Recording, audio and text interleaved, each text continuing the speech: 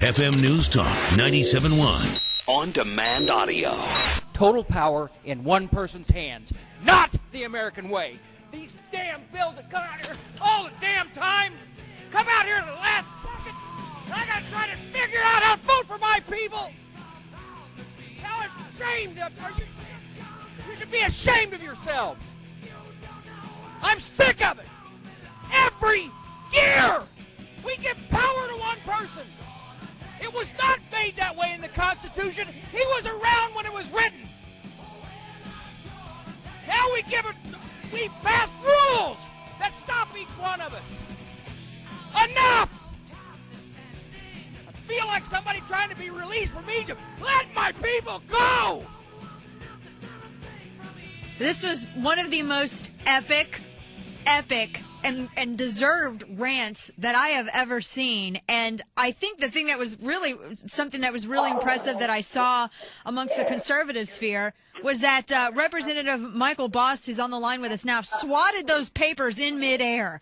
Sir, good afternoon to you. Thanks for joining us. That was epic. Thanks, Dana. Well, yeah, just so you know, I don't normally act that way, just to clarify that.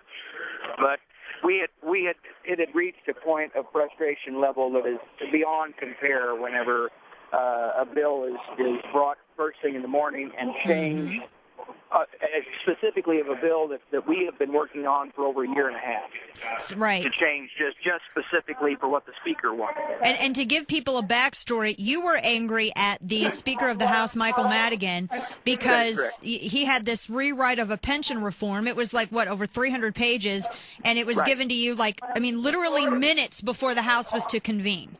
Right. When the House was going to have the committee meeting, I had come in on, which was late for me, a little after about 7:20 that morning, and then we had been working on a bill specifically with our proposals, and I'm sorry, I'm broken on the floor here. He's doing his job. I love it. When we have been working, like I said, a year and a half, and the last 4 months very intensely to come up with an answer to our pension problems. Mm-hmm. And all of a sudden I come in to check on the other bill, and they say, well, no, now Madigan has gutted everything, and he's going to deliver his own bill, which included some, but not all of them. We didn't know what was in there, and it actually had a shift so that it threw all the funding down to for two of the pension systems onto the backs of our homeowners and property owners. So you felt that your constituents were really being jerked around. You had just had it, and you let them know about it. What was the reaction there? Because we didn't get to see a whole heck of a lot of the reaction in the clip that's on YouTube. Well, I tell you, from my constituents, it's very positive. And I tell you what is really wild is the amount of people throughout, not only in the state of Illinois, but that's very strong in the state of Illinois, that because they understand what we deal with having a speaker with this much power. But when you get a reaction that ends up being nationwide, and that reaction is people are saying, you know what, that's the way we feel about government. We feel like that quite often they make the deals in the middle of the night. Quite often, we had a speaker from the U.S. House that said, we got to pass this bill so we can know what's in it. Really? That's not the way it was set up. That's not the way it was created in the Constitution, and that's not the way a representative form of government is really supposed to work. Right. But unfortunately, we kind of focus the power and that whole. Power corrupts, and absolute power corrupts absolutely. Yeah, that's for sure. And I know it can be very frustrating being a Republican in Illinois. A large part of our audience is in Illinois as well.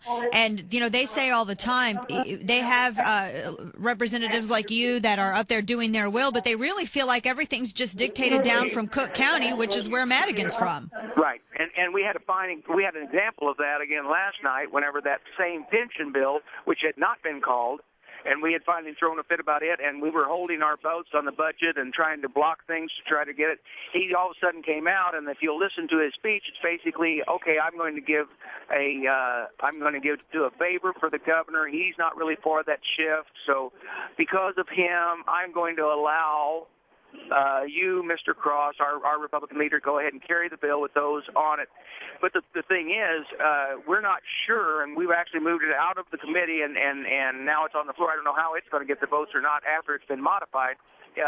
But we don't really have a lot of time to get it over to the Senate, and we don't know what the Senate's going to do with it. So we could actually pass one out of the House, but he's delayed it so much that it can be blocked in the Senate. Wow. Well, no wonder you get so frustrated. I think anybody would in that circumstance.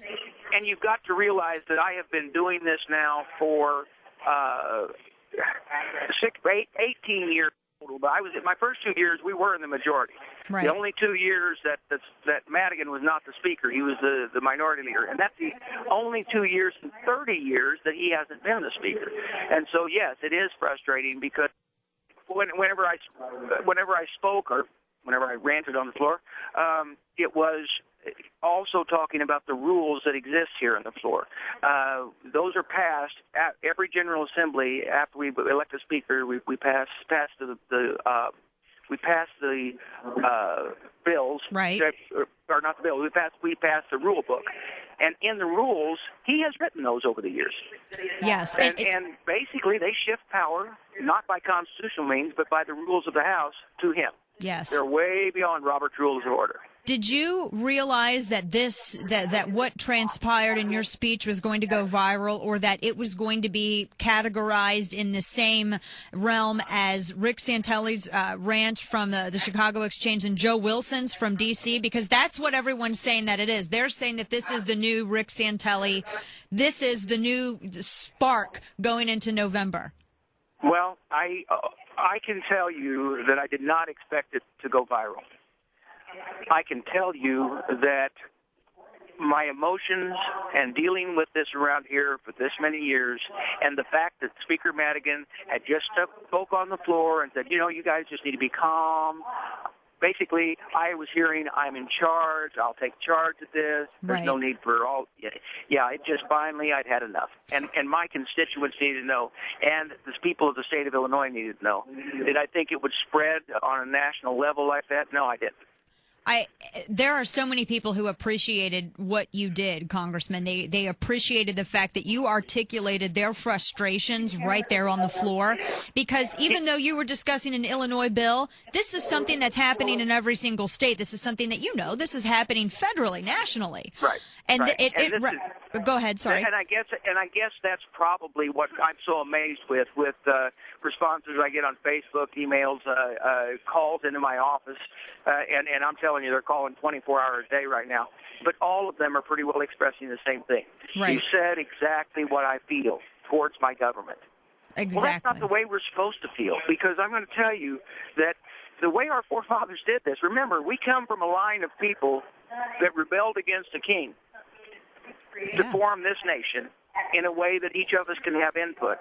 But unfortunately, we've created our own little monarchies all the way around the different states and everything like that. Ours isn't in the power of the governor. Ours is in the power of the speaker. And so, I guess it just spoke to them. Well, it absolutely did. And if you can't get frustrated about this when you have, when you see your constituents getting jerked around and when you see your rights eroded, we had our founding fathers got upset over a tea tax. I mean, what can you get upset about when it's at this level? Exactly. What can you get frustrated about? Right. And, of course, I've got the unique situation of I've got 9 grandchildren. It needs to be made better for them, know? Yes. And the only way I can't do that if I'm trapped not being able to have the full power that the state legislators should have. I don't mind losing in a fair race or in a fair arena where the rules can't be changed by one person. Right. And there's Right. Well, you've turned into a grassroots folk hero, and I just want to say, Congressman Bost, there are a lot of people that want you to keep it up, keep up the fighting, keep being loud and vocal, because you have an army of folks behind you. Thank you so much for what you do. I sure appreciate it very, very much. Thank you. Take care. Thanks so much.